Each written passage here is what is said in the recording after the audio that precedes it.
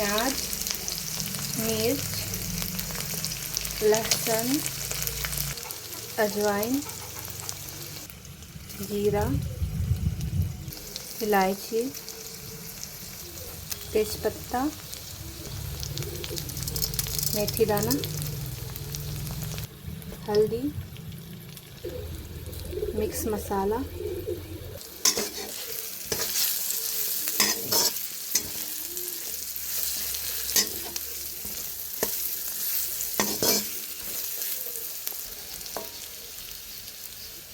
पपीता,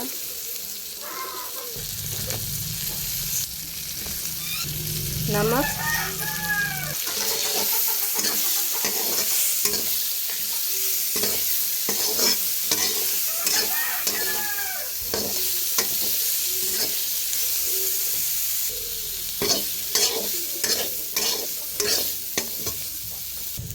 थोड़ा पक गया है।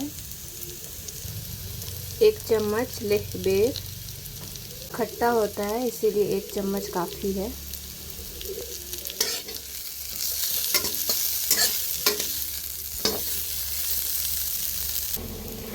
पानी,